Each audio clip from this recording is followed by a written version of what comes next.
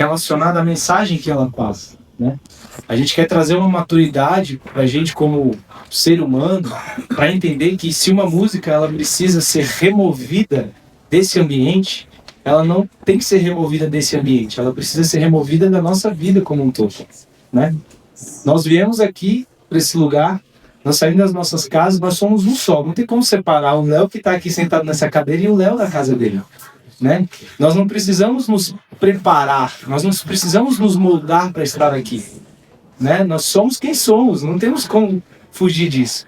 E muitas vezes nós estamos, né, nós vivemos muito nesse ambiente religioso e nós temos esse costume de, nas nossas casas, escutamos uma coisa, às vezes gostamos de uma letra, aquela letra fala com a gente, mas para esse ambiente aqui a gente não consegue.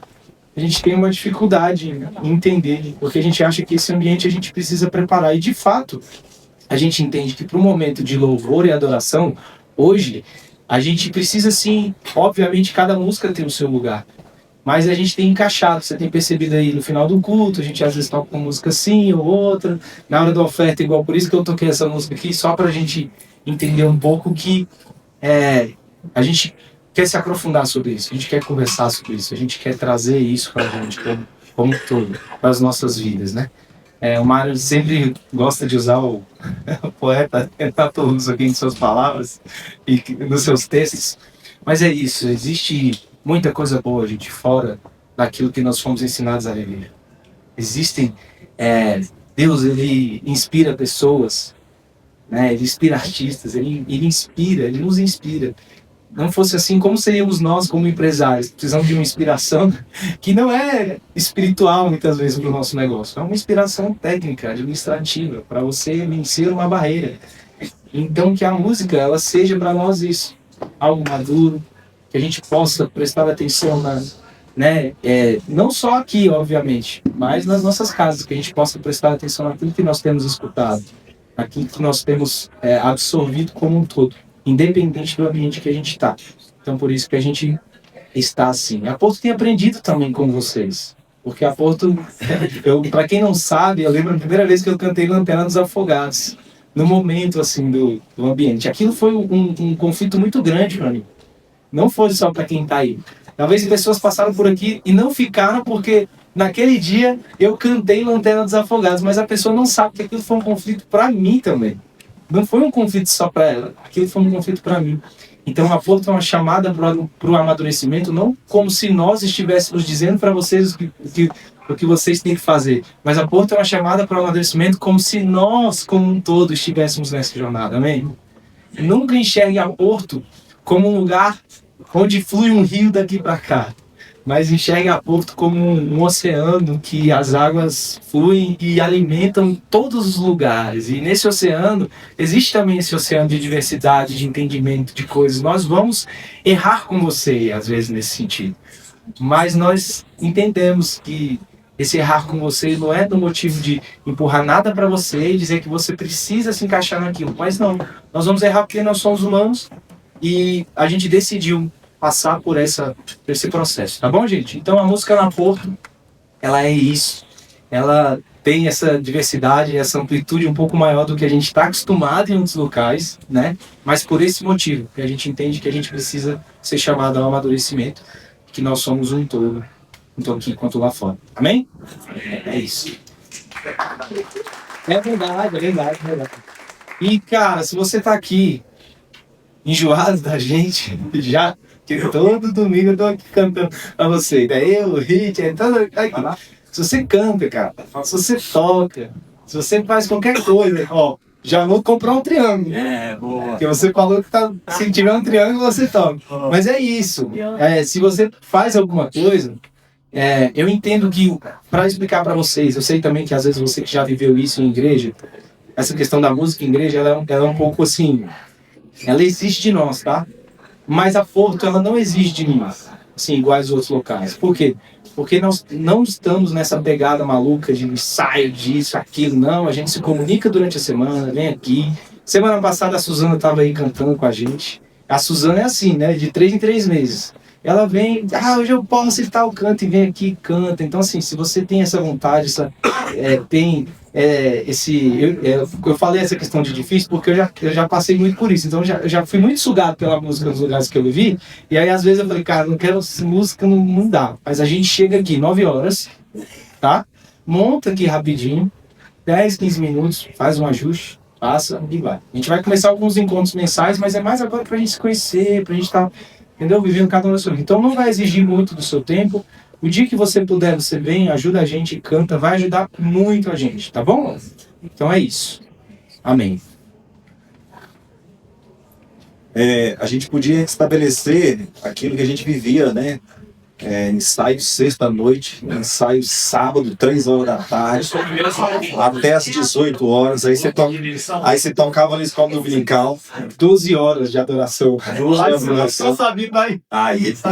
Aí o culto era às 7 horas, a gente entrava na igreja às 6 horas da tarde, domingo, para ensaiar. Meu Deus, eu olho assim falando, meu Deus, como que a gente viveu? Mas foi muito bom. Foi tão bom que eu quero viver mais. Mas foi maravilhoso. Deu um burnout. Estou tratando um burnout até hoje. Gente, amém. A gente está muito feliz. A Porto está tomando a sua forma. Uma das frases que motiva e que inspiram a gente é algo leve e intencional. Então a gente quer ser muito intencional naquilo que a gente faz, mesmo mantendo a leveza. Então, alguns ministérios estão surgindo, outros estão, né, se encorpando. Essa semana a gente teve 2 encontros, até postei lá no grupo, assim, deixou o coração bem feliz. Ontem o grupo da recepção reuniu para tomar um café e eu não precisei ir. Caraca! Eu lá de casa, na coberta, vendo a galera reunir, falei, glória a Deus, obrigado. É sobre isso. Obrigado, Janina, Deus abençoe a galera aí da recepção. Sexta-feira a gente teve um encontro lá em casa também, para a gente montar o Ministério dos Adolescentes. Então, convidamos aí um adolescente, pouco trabalho, passar a noite acordada. Então, nossos filhos estão aí, precisando de cuidado, e graças a Deus está acontecendo. Vamos abrir a Bíblia? Hoje nós vamos falar de um tema. Hoje a gente vai falar de um tema bem pertinente para a nossa vida. Esse mês nós estamos falando sobre lugar de paz e... Opa, acabou aqui. A gente está falando sobre esse tema que é bem pertinente para a gente, lugar de paz, e entendendo na nossa dinâmica de vida qual é o nosso lugar de paz. Obrigado, irmão. O nosso lugar de tranquilidade. Obrigado. O nosso lugar de sentido de vida, e hoje o tema é bem pertinente, porque nós vamos falar de algo que é extremamente presente no nosso dia, e não só presente, mas extremamente ameaçador e ao mesmo tempo desafiador. Eu queria ler com a gente hoje João capítulo 14. Hoje a gente vai falar sobre a ideia de... Nós vamos falar sobre a ideia de ansiedade. Como que a ansiedade, como que a paz, essa paz que a gente diz que excede todo o entendimento, como que essa paz alivia o nosso coração nos momentos de ansiedade. Nos momentos em que o futuro causa medo, em que o desafio do coração é eu permaneço, eu fujo ou eu enfrento. Num mundo em que o processo mental está cada vez mais exigido. Estima-se que a mente humana, num dia comum, processe entre 70 e 80 mil pensamentos com 15 mil escolhas. Se a sua mente pensou 70 mil vezes, isso quer dizer que ela fez um processo de 4 etapas 70 mil vezes. Porque para a gente chegar num pensamento, o nosso processo cognitivo já passou pela percepção, atenção, memória e pensamento. Para nossa mente processar um pensamento, ela já percebeu, deu atenção e criou uma memória. Por isso que às vezes a gente chega de noite, sem muito deslocamento, e a gente sente o nosso corpo como? Moído. Por isso que às vezes 8 horas dá um sono, aí você fala assim, vou tomar um banho rápido, um banho pela metade, vou comer só metade de uma maçã, porque eu quero é... Aí você deita, acabou o sono. Por isso que às vezes, durante a madrugada, você acorda já com o cérebro fazendo o quê? Conta. Você não acorda assim com aquela sonolência, você já acorda o quê? Parece que o cérebro o quê? Ou seja, por isso que às vezes a gente vai se alimentar e embora nosso corpo sinta fome, na segunda garfada a gente já sente o quê? Que a comida encheu. Ou às vezes a gente comeu bem e após uma refeição, tempo curto após uma refeição, a gente tem a sensação de fome. Por isso que às vezes a gente está irritado o dia inteiro.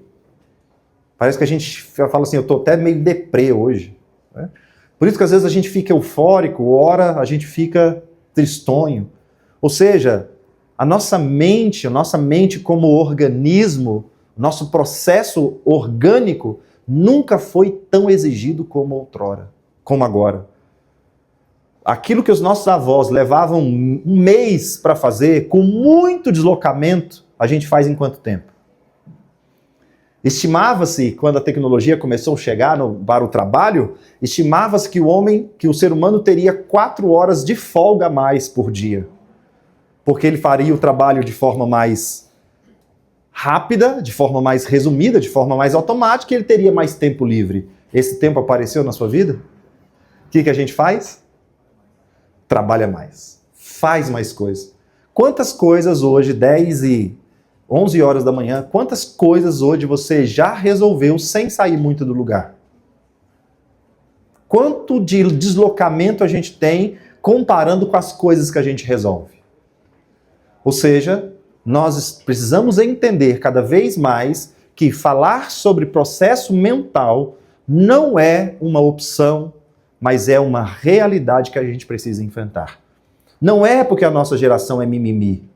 Não é porque os nossos filhos são mais sensíveis. É porque o mecanismo utilizado hoje pela vida moderna é o cérebro.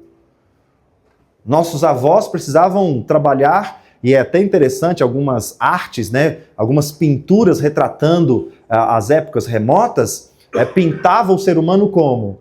Os membros inferiores, né, o corpo bem... e a cabeça menor. Ou seja, isso é simbólico, significava o quê? Que o trabalho era braçal, e hoje o trabalho é mental. A gente tem pouco deslocamento, pós-pandemia muito mais, né? A gente tem muito home office hoje. Ou seja, então a gente precisa falar sobre ansiedade nesse lugar onde nós estamos cada vez mais ansiosos, cada vez com mais medo, cada vez mais desafiados. Eu enfrento isso aqui ou eu fujo disso daqui? O que é para eu enfrentar e o que é para eu abrir mão? O que é para eu fazer e o que deixar de fazer? E nisso a gente precisa de paz. E nisso a gente precisa encontrar a paz. Ah, o mundo vai mudar? Não vai. Não tem como retroagir ao home office. Não tem como retroagir ao mundo sem celular. Não tem como viver mais sem WhatsApp. Não tem como mais viver sem rede social. Não tem como mais. Não tem mais como retroagir. Então agora a gente precisa aprender, inclusive com o Evangelho, a encontrar a paz nesse ambiente de ansiedade. Paz nesse lugar de medo. Paz nesse lugar de desafio. Paz nesse lugar de presente, passado e futuro. Paz nesse lugar onde as estruturas mais nos amedrontam do que nos trazem segurança e confiança. E eu queria ler um texto com a gente, que é um texto assim extremamente importante. Jesus, João capítulo 14, Jesus está num momento extremamente desafiador, os discípulos estão num momento extremamente desafiador, e Jesus parece estar brincando com isso, né, quando a gente lê um texto desse. Só para a gente se situar, eu gosto muito da Bíblia em papel, porque ela permite, né, a gente, por isso que a gente até dá uma Bíblia em papel aí para você, porque a Bíblia, num folhear, a gente consegue olhar o panorama do contexto onde os textos estão inseridos. No capítulo 11 de João, Jesus passa a sua aflição emocional talvez mais expressa, que é o texto onde retrata que na morte de um amigo Jesus chorou. Jesus passou uma aflição ali que não foi uma aflição espiritual, guerra espiritual, o inferno se levantou contra Jesus, Jesus estava, tirando o sofrimento da cruz, que foi um sofrimento emocional, mas de caráter espiritual. Esse capítulo 11 de João retrata um momento extremamente emocional, humano de Jesus, que Jesus chora na morte de um amigo. Talvez Jesus, nesse contexto, conheceu o nosso coração de forma palpável. Jesus passou uma aflição tremenda e ele chorou. Depois, no capítulo 13, nós estamos falando da última semana da vida de Jesus. Tá? João 13, Jesus senta com os discípulos e ele faz a última refeição, onde ele estabelece o que a gente conhece hoje como Santa Ceia, como a mesa de Jesus. Jesus lava os pés dos seus discípulos, o clima é de despedida. Esse trecho que nós estamos falando é o trecho onde dentro do bloco de construção da Bíblia, é o sermão da despedida. A partir desse texto, desse momento, Jesus está ali na última refeição com os discípulos, ele passa as últimas instruções e ele diz, olha, eu vou embora. Vou deixar o Espírito Santo para consolar vocês, mas nós estamos numa fase aqui muito fechamento de ciclo e começo de outro totalmente inédito. Nesse mesmo dia, Jesus avisa que ele vai ser traído e avisa para Pedro que ele vai negá-lo. Olha o contexto emocional de Jesus. Despedida, traição e negação. E aí Jesus começa o capítulo 14, nesse contexto, dizendo assim, não se turbe o seu coração. Tá de brincadeira. Você vai embora, vai ser traído, vai ser negado, a gente não sabe o que vem, porque você está falando aí umas palavras que a gente nem entende. A gente estava querendo um líder religioso para a gente, a gente queria subir a montanha. A gente queria vestir colete laranja e ganhar o território. Você está falando que vai embora. Você passou 3 anos fazendo uma cena com a gente. A gente ia dominar tudo, agora você está falando que vai embora e vai deixar um tal de Espírito Santo. Estou entendendo nada. E ele diz assim, não, calma. Não se turbe o vosso coração. Esse trecho, essa expressão, não se turbe o vosso coração. É como se Jesus estivesse cuidadosamente dizendo assim, não como um mandamento, como Jesus estivesse dizendo assim, olha, não pode, não deve. Não, Jesus está cuidadosamente dizendo assim, cuidado para que o coração de vocês não seja permeado por perturbação, por aflição, por agonia, por insegurança. Talvez não teria lugar mais propício para Jesus ensinar sobre isso. Talvez não teria momento mais ideal. A gente acha estranho a gente aprender algumas coisas em meio às necessidades quando surgem, mas essa é a melhor escola. Não tem como aprender a nadar fora d'água. Não tem como aprender a dirigir a não ser atrás de um volante. Não tem como aprender sobre parentalidade a não ser pai e mãe. Não tem como aprender sobre relacionamento sem morar junto. Não tem como aprender muita coisa longe daquilo que se quer aprender. E talvez Jesus usou justamente esse momento para falar sobre ansiedade. Existem alguns outros discursos de Jesus, mas são discursos mais plurais. Não andeis ansiosos por coisa alguma. Olhem os lírios. Ouvi um sermão maravilhoso sobre esse texto. Só os antigos aqui lembram. Está começando a rir já, eu sabia. Ou seja, mas nesse contexto aqui, Jesus está sentado à mesa na última noite. Na manhã seguinte, ele vai ser preso e a partir dali os discípulos vão entender todo o desfecho. Jesus está nos 45 do segundo tempo. O juiz já está com apito para encerrar aquele ciclo. E Jesus, naquele contexto de despedida, de traição, de negação, ele diz, não permita que o coração de vocês esteja perturbado com coisa alguma. Não permita que o coração de vocês, mesmo diante dos desafios, esteja perturbado. Jesus está falando sobre paz. Jesus não está dizendo, olha, eu vou e a partir de agora eu vou vencer todos esses inimigos. Jesus não está dizendo, olha, eu vou vencer essa carência de vocês, deixando aqui todo o amor para vocês não se sentirem sozinhos. Ah, Pedro iria me trair, mas eu já levantei um anjo do Senhor, eu já orei na madrugada e um anjo vai despertar, vai calar a boca dele para ele não me negar. Não, olha, Judas iria me trair, mas por 30 moedas, mas eu dobrei a oferta e ele não vai mais me trair. Talvez a gente espera nesse lugar de ansiedade, nesse lugar de conflito, nesse lugar de confronto, talvez o que nos deixa mais ansiosos é justamente por querer respostas, não é? Por que a gente fica ansioso? A ansiedade ataca onde a gente? Querer uma resposta que ainda não está no seu tempo. E por não termos respostas, a nossa mente fica, inclusive, projetando catástrofe. Vai dar errado, não vou vender esse mês, vou ser mandado embora, ela não vai gostar, ele não vai gostar, quando eu chegar em casa. Ou seja, e a gente se paralisa, e uma das coisas que a ansiedade é bem interessante a gente entender, e perceber e saber identificar no nosso corpo, é justamente a ansiedade, ela é extremamente paralisante. A gente acha que a pessoa inquieta é ansiosa, não, ela é inquieta. Porque a ansiedade, ela traz uma letargia. É o não conseguir sair do lugar. Sabe aquele dia que a gente começa com a lista cheia de coisa para fazer?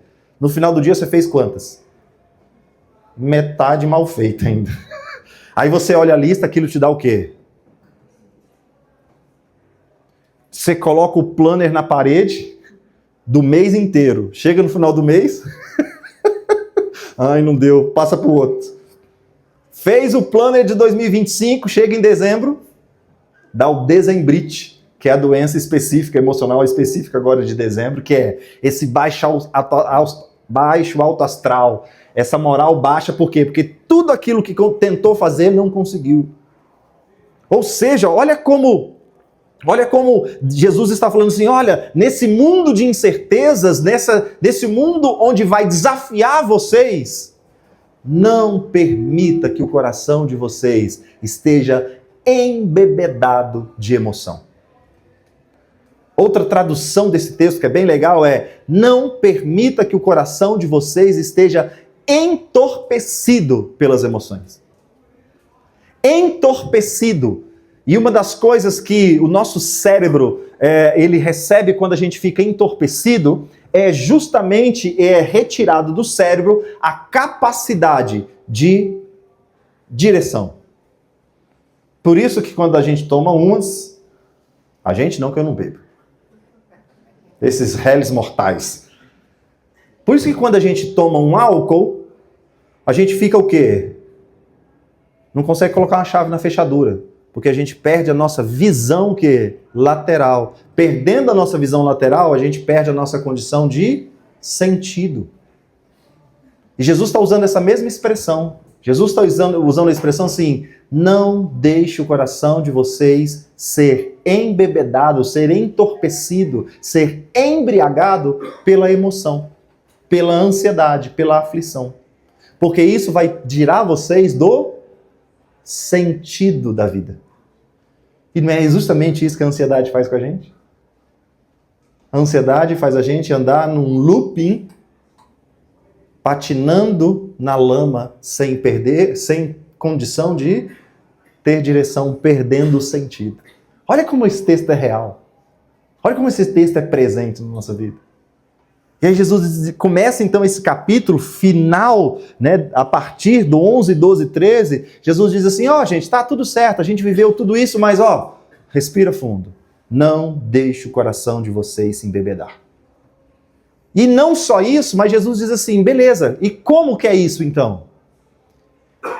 E aí, diferente talvez também do que a gente imagina, Jesus não vai fazer nesse contexto um milagre para provar. Jesus não vai mudar uma realidade para provar. Jesus não vai dar um macete extraordinário, mágico, para fazer com que o coração não embebede, não entorpeça, não entre nesse lugar, né, de se turbar. Jesus vai dizer assim: creiam em mim. Creiam em mim. Aqui não é um apelo ao poder, mas é um apelo à relação. Aqui o convite não é de alguém espiritual no sentido de arrebatar da vida, mas aqui é no enfrentamento da vida baseado na relação com Deus. A relação com Deus como relação pura, uma relação onde o fim é ela mesma. É muito fácil e é muito comum a gente, religiosamente falando, nos relacionarmos com Deus a partir dos seus atributos. Muito da nossa vida a gente conheceu Deus onde? Na dor, Ele sendo a cura. Na solidão, Ele sendo a companhia. Na falta de sustento, Ele sendo o sustento. Na falta de amparo, Ele amparando. Na dor, Ele sendo a saúde. Na falta de provisão, Ele provendo. Por isso que no Antigo Testamento existiam os nomes de Deus, né? Jeová Nissi, Rafá, enfim. Ou seja, são os atributos pelos quais Deus se apresentava.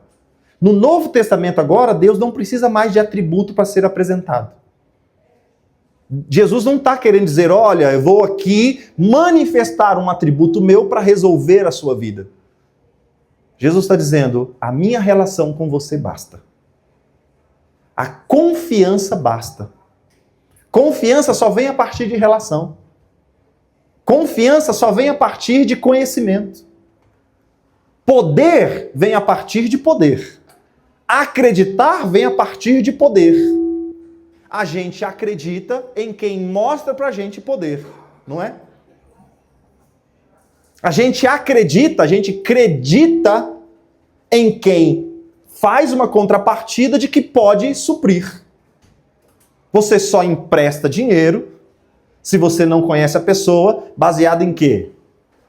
Na garantia que essa pessoa te dá de quê? De retorno.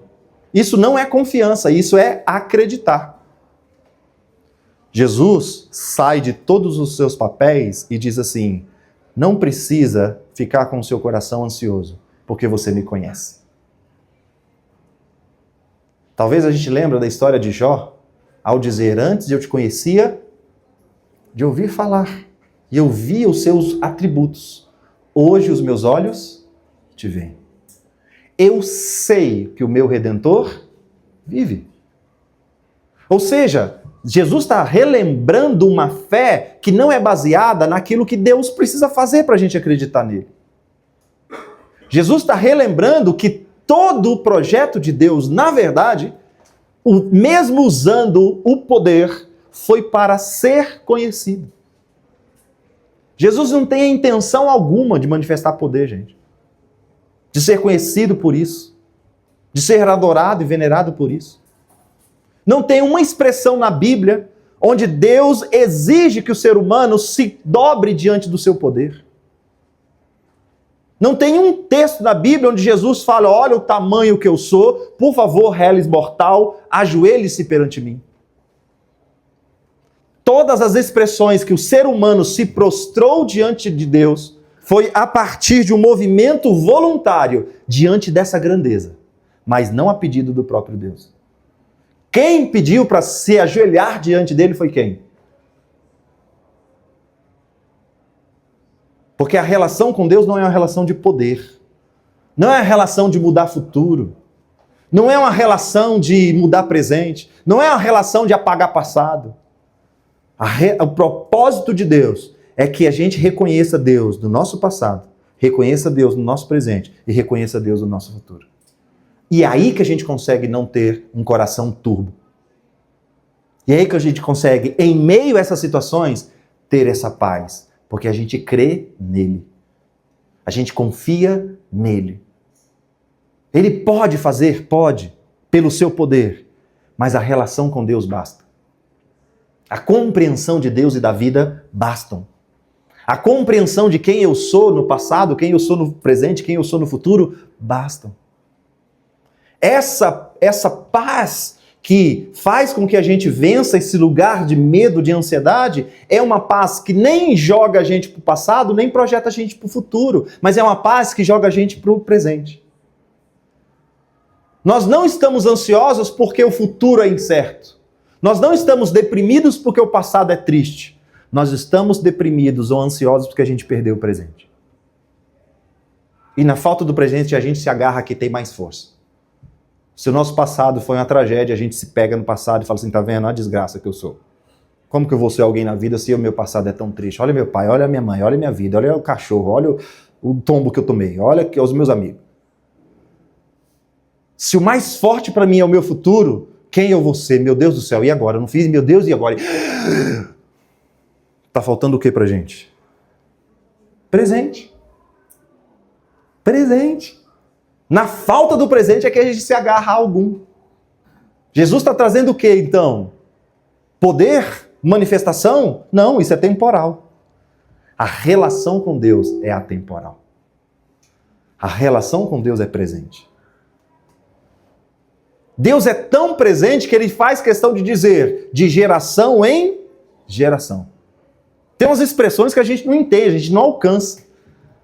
A Bíblia tem umas expressões assim que fala de geração em geração tu és, tu faz, tu é alguma coisa. Ele diz assim, de eternidade em eternidade. A gente não consegue entender nem infinito, muito menos eternidade, muito menos de eternidade em eternidade. Mas Deus faz questão de trazer essas expressões para a gente entender que a relação com Deus não é por quesitos temporais, é por presente.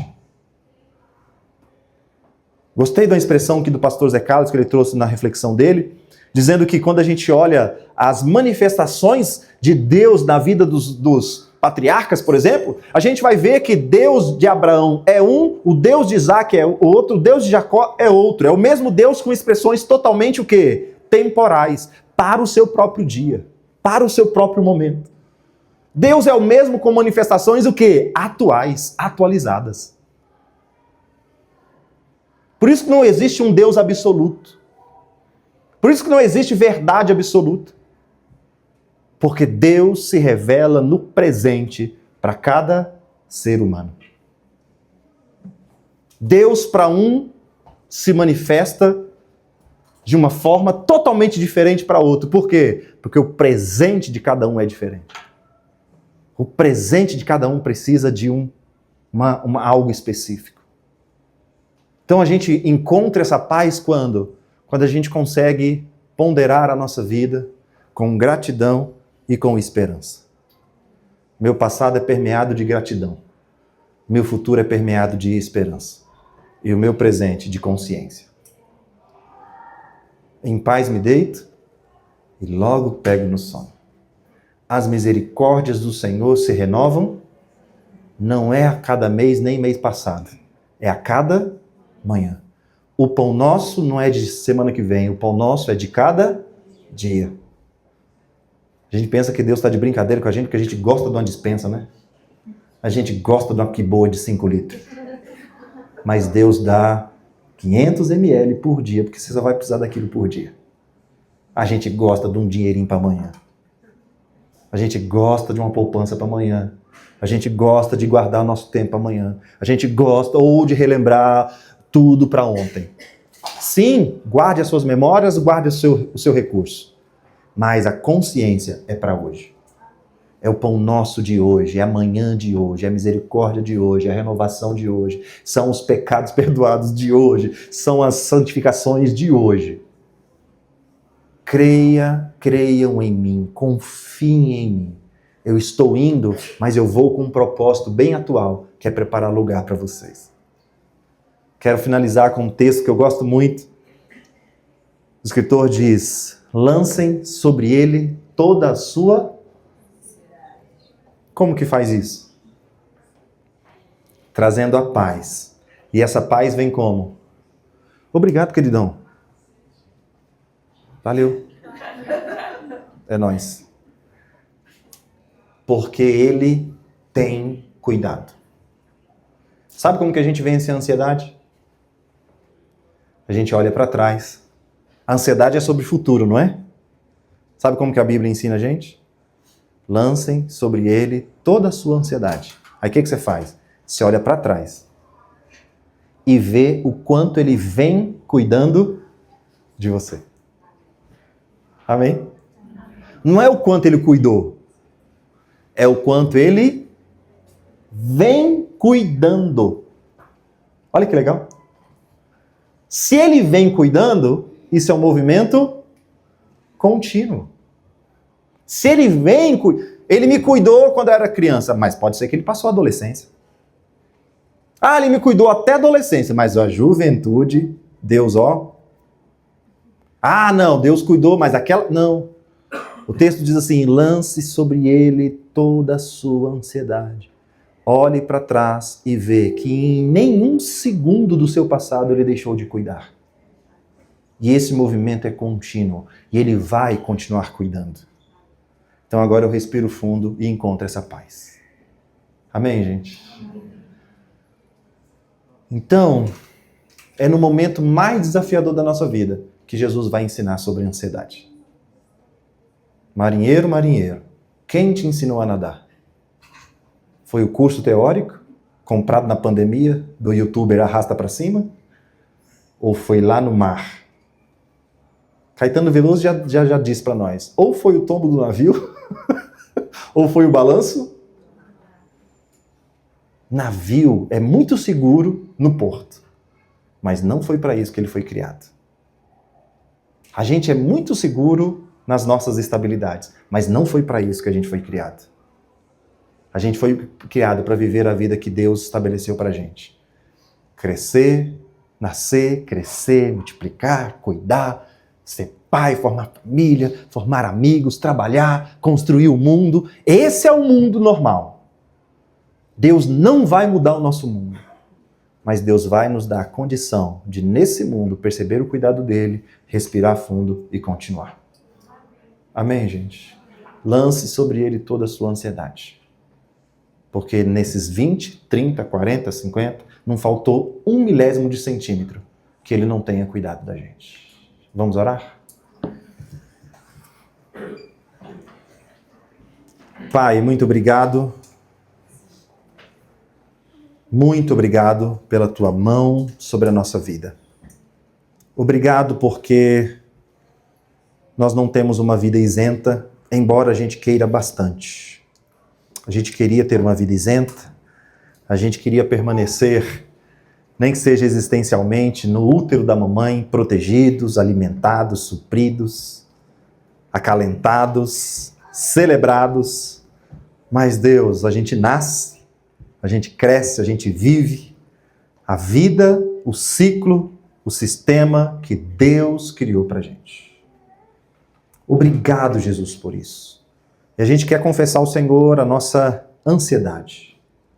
Deus, nós somos a sociedade do cansaço, a sociedade do esgotamento emocional, a sociedade do burnout, a sociedade, Senhor, que a mente está extremamente carregada, aflita, cansada, exausta, e como a tua palavra já diagnosticou, como ovelhas que não têm pastor.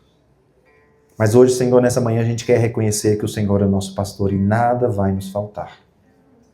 Queremos descansar no colo do Senhor, porque Ele tem suprido todas as nossas necessidades. Nós queremos nesse mundo, nesse turbilhão, não, Deus, ó Pai, sair para um bunker protegido, nem ser trasladado para o mundo perfeito, mas nesse mundo encontrar a paz do nosso coração.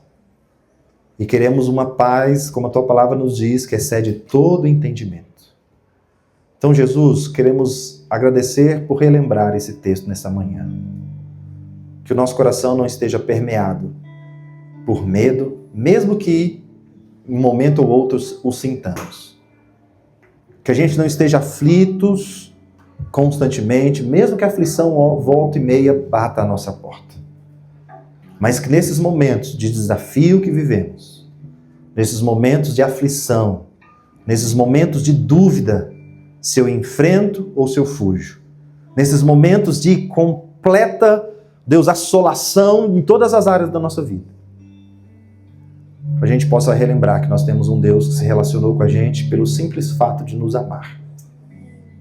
Deus, tire de nós essa religião que pauta nosso relacionamento no poder. No que Deus tem que fazer, no que Deus tem que abrir, no que Deus tem que fechar, que Deus tem que curar, que Deus tem que abrir porta, Deus tem que multiplicar grana, Deus tem que me fazer triunfante. Não, Senhor. Ensine a gente a sermos humanos como o Senhor nos criou. Ensina-nos a buscar paz em meio à guerra. Ensina-nos, Deus, ó Pai, a viver essa paz.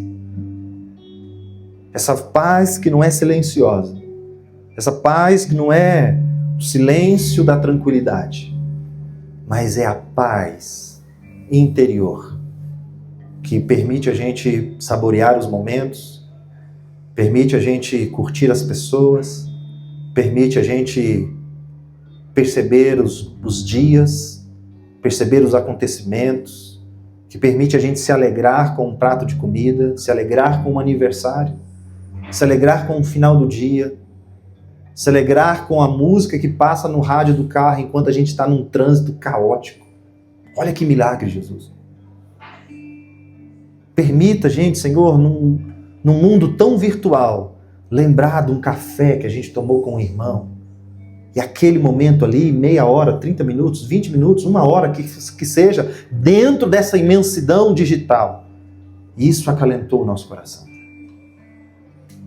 Deus, permita que, em meio às atribuições que nós temos de patrimônio, de imposto, de dinheiro, de grana, de trabalho, de Deus, tanta coisa, permita que o dinheiro que o Senhor nos deu permitiu a gente fazer um churrasquinho no final de semana em nossa casa. Isso valeu a pena. Permita, Jesus, a gente relembrar que diante dos desafios da parentalidade, com tanta coisa que permeia a família, a gente lembrar, sim, que a gente teve momento de um abraço com o nosso filho, com a nossa filha, com o nosso cônjuge, com o nosso amigo, com a nossa família. É isso que é encontrar a paz em meio à guerra. Deus, não queremos uma paz inerente, uma paz inerte. Deus, como a gente ouve, paz sem voz é medo. A gente quer ter voz. A gente quer ter uma paz ativa. A gente não quer ter uma paz inerte, como se encontrar a paz fosse a gente ficar num quarto escuro, num bunker protegido da vida. Não, a gente quer ter, ó Deus, ó Pai, uma paz ativa, uma paz construída. Uma paz que é encontrada em meio à guerra mesmo. É em meio à aflição que a gente tem que entender. Deus cuidou de mim até aqui, então eu quero essa paz. É em meio à lágrima que vem o conforto. É em meio à sede que vem o saciar. É em meio à fome que vem o sustento. É em meio às durezas da vida que vem o colo macio do nosso Senhor Jesus. A voz tranquila. E essa busca é uma busca ativa.